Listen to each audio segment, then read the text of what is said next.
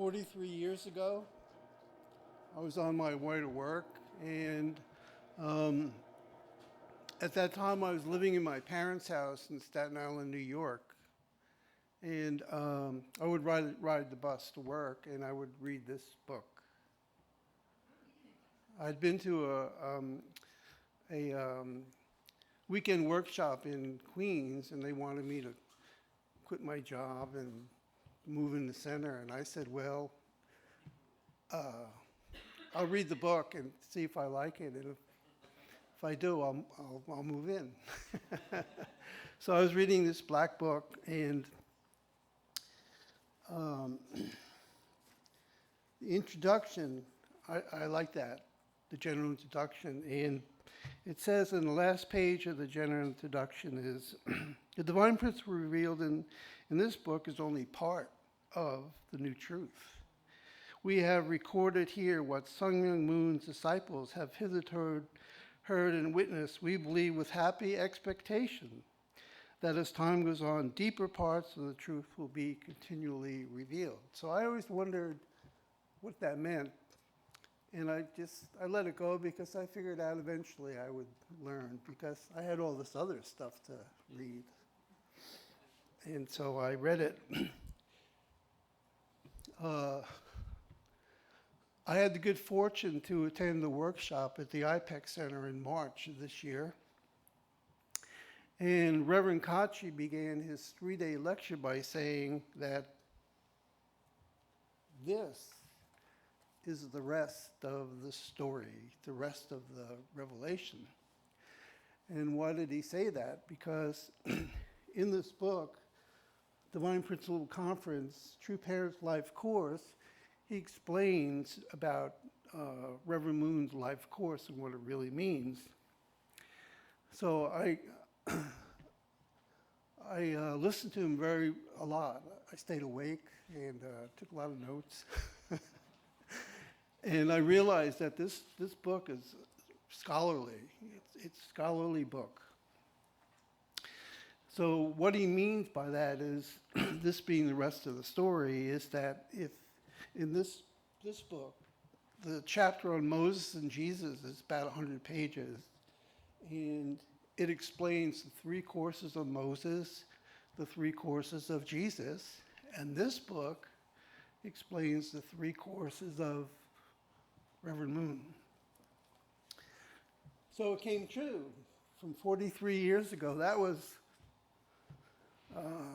1976. This is 2019. So after 43 years, I finally got the rest of the story. So I'd like to talk briefly about Reverend Moon's 3 courses. And Sun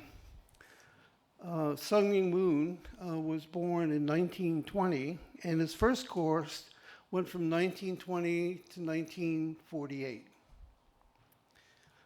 1948 is when I was born. I just realized that.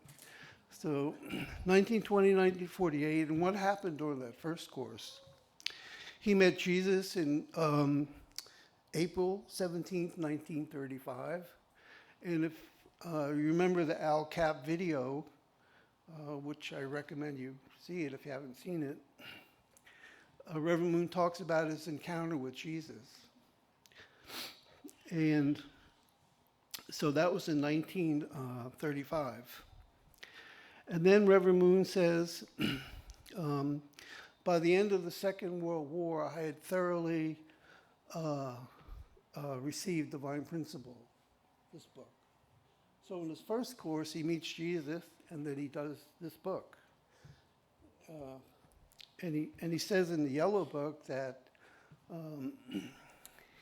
every page is written in his blood, sweat, and tears are in every page. So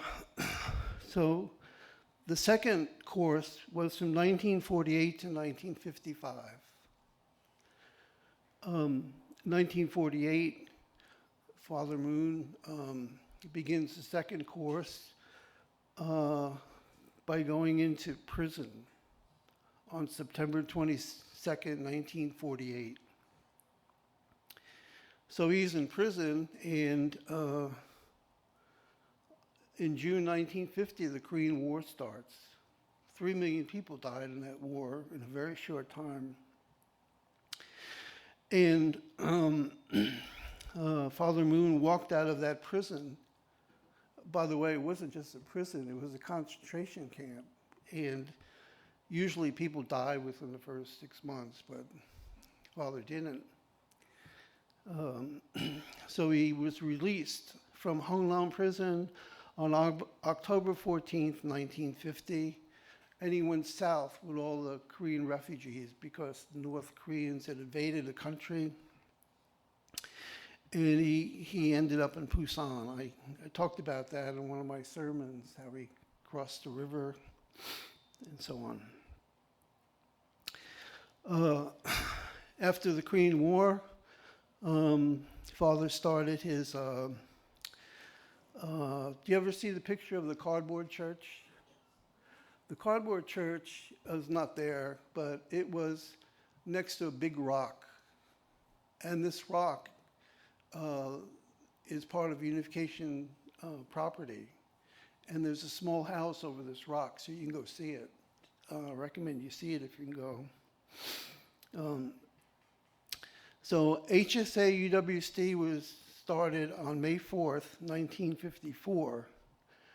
And that's the completion of the second course of Father Moon. The third course, and by the way, you can see all the detail if you read this book, and I'm studying it now. There's a lot of new material there for me. So the third course was from October 4th, 1955, when Father was arrested again. And he gets out of prison and he begins to evangelize. And the third course goes from 1955 to 2013. So if we can put up the first slide, I'll kind of show you what I'm talking about a little bit. This is from this yellow book.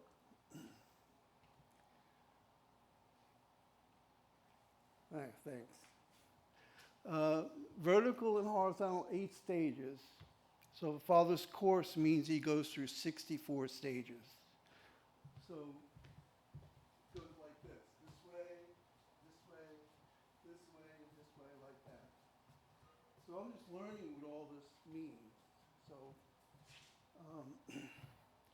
by the way, this 64 stages is connected to the pledge, which we just read, number 3 and 4. Right? 2, 3, and 4. Okay. Vertical and horizontal 8 stages. So the vertical stages begin with servant of servants, adopted child, illegitimate child or stepchild, true child, mother, father, God. So that's the vertical. The horizontal is individual, family, tribe, people, nation, world, and cosmos. Okay? To explain this a little better, if we can go to the next slide. This one, up a little more. No, not that.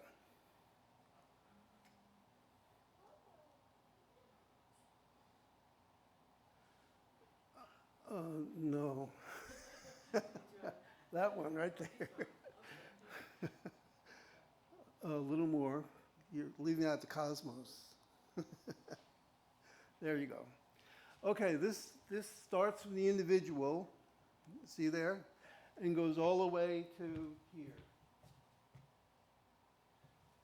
So Father's course starts with Shimjung, and the way Father became one with God's heart is by becoming a servant of a servant.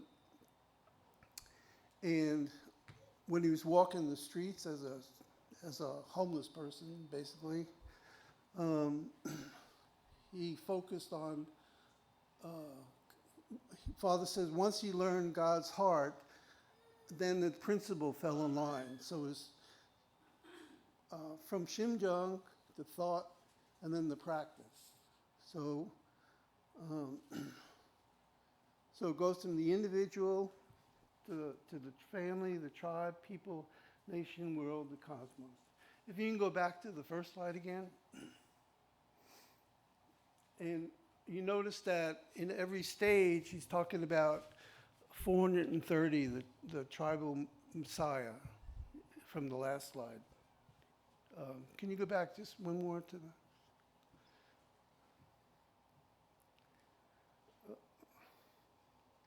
Okay, so here, so after the blessing, Heavenly Tribal Messiah, blessing of 430 couples. What's that say next? Salvation of the people through expansion of the Tribe Messiah Foundation. On the national level, Tribe Messiah Foundation, world level, Tribe Messiah. Finally, on the cosmic level, it's liberation of the 430 ancestors. To see what we're doing now, heading towards 2020. So, from the individual here, where it says redemption of the original sin, the individual sin, hereditary sin, and collective sin, not only you, but your ancestors. Can you hear me? Sorry. So, when you get to this point, you're clean. You're individually, you're internally and externally clean. In other words, you're a pure person, and now you can stand before the Holy God. And that's what Chungoguk really is. Could you go back to the first slide again? And go down to number 6.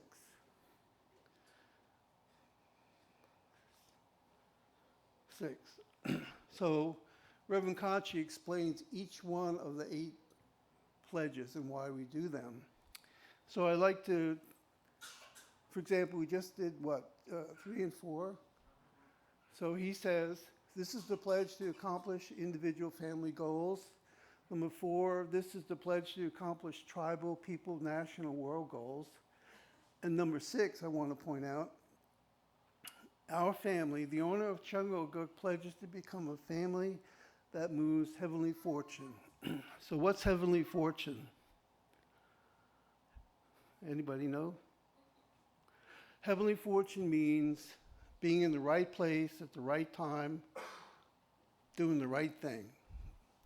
And when you do that, you inherit heavenly fortune. But you don't keep it for yourself. What do you do with it? You convey it. So that's what it says here. Heavenly fortune by, embodying heavenly parents and true parents. What does embodying heavenly parents and true parents mean? It means that you've established the foundation of faith within yourself and the foundation of substance. So the foundation of faith means I embody the heart of God. Wherever I go, I embody the heart of God. And what do I do with that? I perfect my family, and that conveys heaven's blessing. So convey is like a real estate term. Any of you ever buy a house? So when you buy a house, what happens? All the rights of ownership transfer from the seller to the buyer. So the seller and buyer make an agreement called a purchase contract, and if the buyer does everything in the contract, the seller says, here.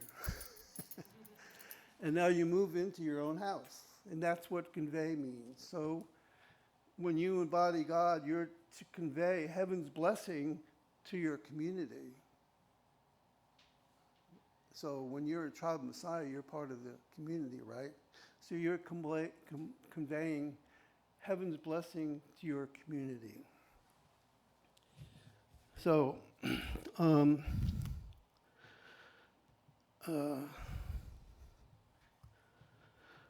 so I'd like to talk about where this all started now.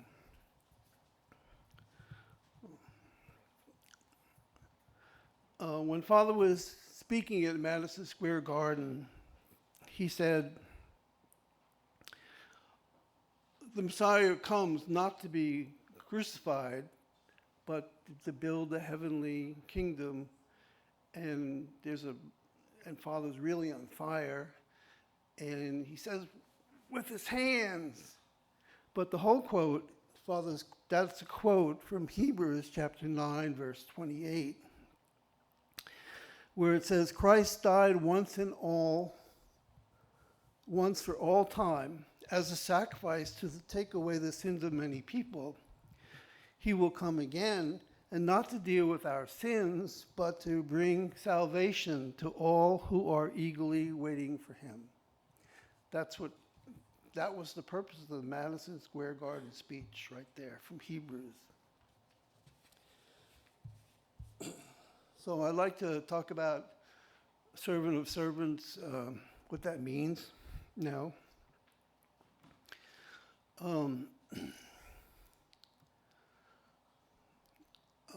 After I was in the church for about 4 years, I applied to UTS, and as a seminary candidate, I was told to go to London with the other seminary classes. So I was a pretty new member. I said, oh, London, I didn't have been there, but so I went. And so we got to the center, I think it was Lancaster Gate Center, and there was Father Moon there. And he says to everybody, I want you to get out and don't come back. Don't leave your luggage here and don't take anything with you. And then I remember, he says, when you can take your fingernails and go along your arm like this and see the streaks on your arm and the dirt on the fingernails, then you know you hit bottom.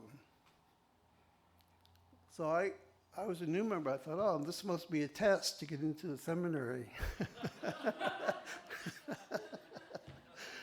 So being from New York City, I have a sixth sense, so here I am, homeless in London, England.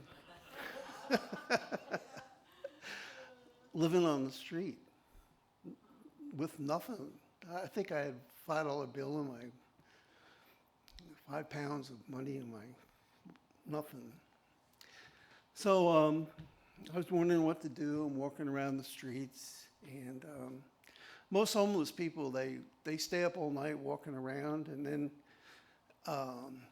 go to sleep in the park, like in Hyde Park, because there's a lot of people around and it's less dangerous. So I met this homeless person named John. And John taught me how to live on the street.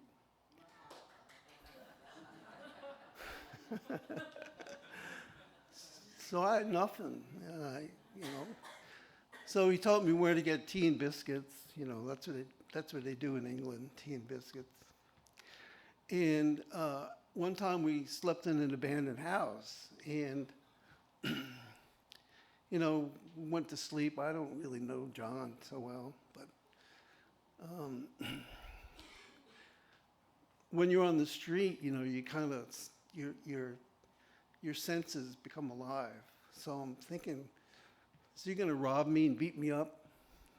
But then he didn't happen. He didn't beat me up or rob me because he knew I didn't have any money anyway. And I think he was curious as to who I really was. So anyway, John became my able figure. So we would sleep in the abandoned house, and we would go to the public bath and take a bird bath. You know what that is? Sink of water. So wasn't that low at that point, but almost. I was pretty. And I ran into some other seminary students wandering around London. Father said, don't leave London. So I saw this one brother. He looked like a zombie. I felt sorry for him, so I took my last money and I bought him some tea and biscuits. And Now I'm totally broke. So anyway, I was survived on the street, and I was living, hanging out in Edgware, which is end of London, and I saw the sign, the Greater Fund for the Blind. So I went and I volunteered. Greater Fund in London Blind is like Goodwill here. People drop off their used stuff and they resell it. So there was a young girl there, and I think she was 13 or so, volunteer. And then an old lady, she was a volunteer too, and they said, would you manage the store for us? I said, sure. So the first thing I did was I doubled the prices for all the stuff. And when a very needy person came in, I'd lower the prices. But when somebody came in, I would say, you can get a multi-discount if you, a multiple sale discount if you buy. So because I had raised the price, I had room to, So our little store used to make 80 pounds a day, which is about $150. And the headquarters would come and pick up the money, and they couldn't believe nobody was ripping them off, because they got every cent. I never took anything from them. So the old lady says, where are you staying? And I said, She said, well, why don't you come to my house? Because my husband and I have an extra bedroom. So I said, sure. So she lived in a nice flat, they called them, and we got along pretty good. She said, by the way, do you need a car? I said, well, I do, but I don't want to drive, on the wrong side of the street. So she offered me a car too, but anyway, it was nice. Stayed there, so I had a nice place to stay. And next to the Greater London Fund for the Blind, which is basically a storefront, they were, going to lease it out, and so it was an empty office. So I used to go to Wimpy's next door, and I got a job at Wimpy's as a waiter. So I had clothes from the Greater London Fund. Now I have food and some money as a waiter. So I was a waiter, and I started to get, I had a lot of money from where I was. It was like, so I was able to go all over London and check the place out. And on weekends, since I had Saturdays with nothing to do, I worked at St. Margaret's to clean up the cemetery. I worked with the caretaker. That was a great experience. Only later I found out that St. Margaret's is where Handel wrote the Messiah. Handel used to live right around the corner. I didn't know that. So the summer went by, and I didn't realize it, but Father was teaching me how to be a servant of a servant. And I didn't connect that. I thought I was, before I met David Kim, I fasted one day because I really wanted to go to the seminary. So I probably didn't have to do that, but anyway, I did. And so the summer came to an end. I went back, but in the last 2 weeks, I was with Lothar and Chantel Marie. We were doing a revival. Revival means awakening, right? And so, it was long days, 2 to 7 o'clock every day. And so Chantel Marie brings over this homeless person. And I was sitting down, and God says, get up. Oh, okay. So I'm standing up, Chantel Marie is blessing this homeless person, and all those memories about me being in London came back. And so we blessed them, and I realized I made a mistake because I learned by doing Trial Messiah work, you can't judge people at all. You just don't judge people. Just say your vertical lines, stay vertical, and give the blessing, and that's your job, really. So he used to come to the park. His name was Thomas, and he would come to the park, and I would see him, and he was really bright. So to make up for my mistake, I went over to him and said, Thomas, you mind if I sit next to you? And he, I'm asking a homeless guy. He goes, yeah, sure. Because he's really bright after taking holy wine. So we talked a while. And then I said, well, I want to hear what these ministers have to say. And so have a nice day. I'll see you later. So God himself is a homeless person. After the fall, he had nowhere to go. So I think there's a special place in God's heart for people that are down, way down. And I can understand that because I was there. I wasn't quite where I was so dirty where you could, but I was on the street for sure. So when True Father became a servant, he says that I was ordered to discover the truth. So True Father was a homeless person for years. I was ordered to discover the truth. And I discovered Divine Principle thoroughly right after World War II. So the Yellow Book says, Father got the victory of the foundation of faith when he discovered Divine Principle as a conditional object and secured the position of central figure by uniting with God and successfully practicing self-control and dominion of all things. On this foundation, Father Moon also got the victory of the foundation of substance. So, foundation of faith means to embody heavenly parents, like in number 6. And the foundation of substance means to convey this to others. Can you put up the third slide? The foundation of faith, the foundation of substance is in the Bible, but it's not,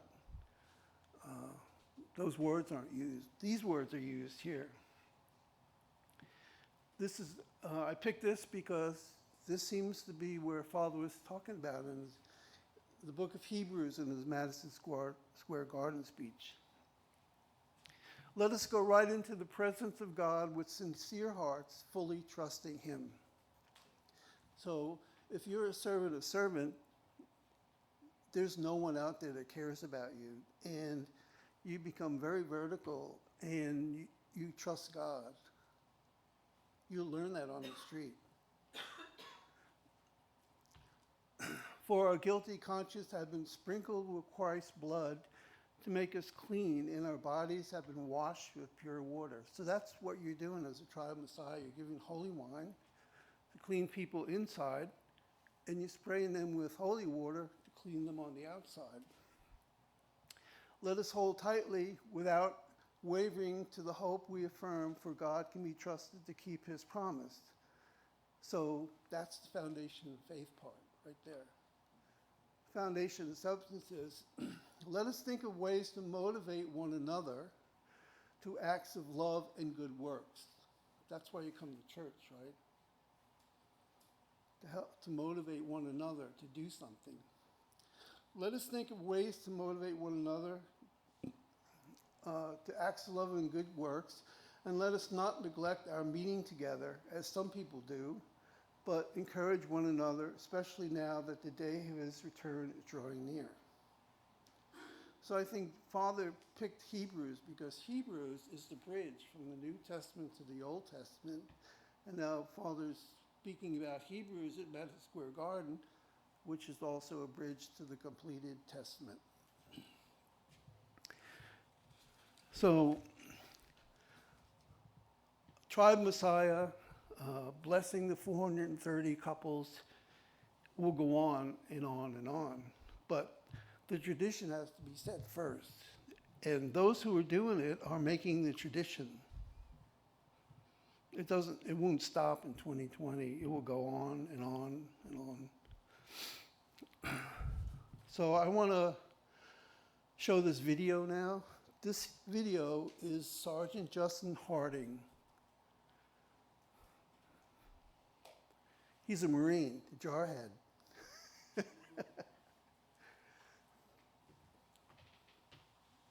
In general, what has been the reaction from your officers and fellow Marines when they learn that you're a disciple of Reverend and Mrs. Sun Myung Moon? Yeah, at first they don't, they have no idea who Reverend Moon is. And believe me, when you're walking post or you're out in a training mission or you're, in a combat zone and you have to sit in a little tower and overlook a certain piece of land and make sure, bad things aren't going on there, you naturally talk. You talk about politics, religion, and of course, obviously, my faith as a unificationist always comes up. I make it a point to bring it up because I'm a proud unificationist. I love Reverend Moon and Mrs. Moon, and I think they're amazing people. I think they've gotten the short end of the stick, so I'm kind of like on a mission from heaven to try and vindicate their names. I cannot stand the misrepresentation of them in American society, whether that be with my own mom and dad, whether that be with a bunch of jarheads or somebody on the street. So, at first they're kind of shocked that I could believe that there's a man on the earth who's claiming to be the Messiah. And I try to explain to them, well, maybe he is the Messiah, but you need to be the Messiah too. We all need to be like little mini Messiahs. Isn't that what Jesus called us to be Christ-like? So what's wrong with it? Get over it. It's not such a big deal, all right? It's not really about him anyway. It's about us and how we conduct ourselves on a daily basis. His ideas and his teachings are pretty much the essence of why I've been able to be successful in the Marine Corps. His example. I can't tell you how many times I've been on a god-awful hike and I thought about Hungnam prison camp. It's helped me. When I've been in Ramadi, funny story. Everybody in my unit knows that I believe Reverend Moon is the Messiah. The true parent of mankind, the Lord of the Second Coming. From General Mattis, I've had a chance to tell him, to my battalion commanders, to the lowest private. Everyone knows about it. So it's not like it's a problem. Everyone thinks, oh, well, there's the unificationist, and sometimes they call me worse things, but not to my face, right? I outrank them now, so they can't do that stuff. I guess my peers can, though. I'll take their chiding. So anyway, we're getting ready to go out on a mission, and standing by my Humvee, we already had our convoy brief, and all of a sudden these bullets start whizzing overhead, coming over the compound wall, and I dive to get inside my Humvee. It's an armored Humvee. Well, this other Marine dives to get into the Humvee, and we kind of collide mid-stride to get in the Humvee and fall on the ground. And then the shooting stops, and I look up, and I look into the eyes of my battalion commander, who is the single most highest ranking officer in my unit. He's like, he's top dog. And he looks at me, and he's like, well, Harding, what would Reverend Moon do in that situation? And I just kind of bust up laughing, like, why is this guy thinking about Reverend Moon? We just got shot at, and he's asking me, what would Reverend Moon do? In fact, a lot of the Marines call me Reverend, because I've been telling people about Reverend Moon. I actually got in trouble for doing this. I used to make the Marines get in formation. I'm a sergeant, right? So they're going to do what I say they're going to do. And this is how I would introduce myself to the Marines. Okay, everyone, platoon, 10, hut. All right, repeat after me. My name is Sergeant Harding, and the next 5 words that I'm going to tell you are the most important you're ever going to hear in the Marine Corps or in your life. The rest of this 4 years in the Marine Corps, or should you stay on to become a careerist, are just details. Repeat after me. Reverend Moon is the Messiah. And so they all have to sound off. Sergeant, Reverend Moon is the Messiah. And that's that. I got in trouble because, I'm not allowed to force my faith on Marines. And so I adjusted. I was like, Roger that, sir. I probably shouldn't be doing that. It's, not morally right to force anyone's faith on somebody. So then what I would do is gather the platoon together and say, Marines, I want to share something here. If, in my humble opinion, and that's what I like to share with everyone else, in my humble opinion, Reverend Moon is the Messiah. Now, I'd like to hear you repeat that. And they would do it. And I met an old Marine buddy of mine who'd gotten out and come back in the Marines, and now he's a sergeant. I went to go greet him at his camp. Well, as I was walking up to see, because when I knew him, he was a junior Marine. He was a private. Now he's a sergeant, right? He's top dog. Well, as I come close to his platoon, he snaps the platoon to attention and makes them sound off at the top of their lungs, Reverend Moon is the Messiah! And I was shocked. I was like, what is going on here? And I was like, all right, at ease there, Marines. That's just a personal thing with me, And I've had many officers and many Marines come up and ask me, who is Reverend Moon? I was like, well, you're not ready for that. When you're stronger spiritually, come back and talk to me. Right now, you can't handle it, sir. Just go ahead and run your platoon. Or, hey there, Lance Corporal, just learn your weapon system. And if you really, really want to know who Reverend Moon is, come talk to me later. We can get into it. And I would ask anybody, if they really want to know who he is, come talk to me. I'm more than willing to talk about it. We may disagree, and that's fine. I've disagreed with many of my officers, but that doesn't mean I can't follow their orders and obey and do what I need to do as a Marine, whether it be in training or peacetime or in combat. It has shocked a few people, but oh well, that's who I am, and that's what I believe in. And it doesn't mean that it makes any walls or barriers between you and I. In fact, it encouraged me to break down the walls and barriers between you and I. It's really simple. I'm proud to be a unificationist because I'm proud of what Reverend and Mrs. Moon have done. I don't know any other people on the earth at this time who have sacrificed more and brought down barriers between races and religions and have tried to prevent war and encouraged the development of families more than they have. That's why I'm proud. It's not in who they are, it's what they've done. And I hope what I am doing now, serving as a Marine and serving this nation, America, can be a testament to me trying to want to be like them. One of my personal best moments serving in the Marine Corps was not in combat. We were actually doing a humanitarian mission helping the people of the Philippines overcome a landslide which had killed many people. And we were, setting up medical centers for them and rebuilding the roads and delivering emergency water and supplies. I think many times people just look at the Marine Corps as a bunch of killers. But Marines are not just killers. They're somebody's son, they're a husband, they're a father, just like everyone else out there has those relations. And I just would like everyone out there to know that, we have families as well, and we would like to, not have to do the job that we do. Yeah, okay. So on that note, Staff Sergeant Justin Harding, thank you so much for having been our guest today in the Defining Moment. It's really been a pleasure and an honor to have you here. Thank you. Thank you. Semper Fi. Thank you. You've been watching The Defining Moment for creating the culture of conscience. You can find us on the internet at www.definingmoment.tv. Thanks for watching and have a great day.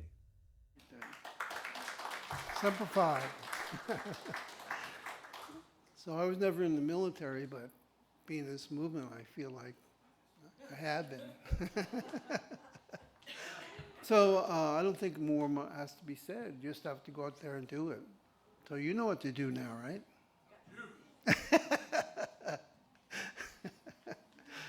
So I like to complete my sermon with a prayer. Heavenly Parents, thank you for the opportunity to serve. Thank you for watching over us and helping us to do what we're supposed to do.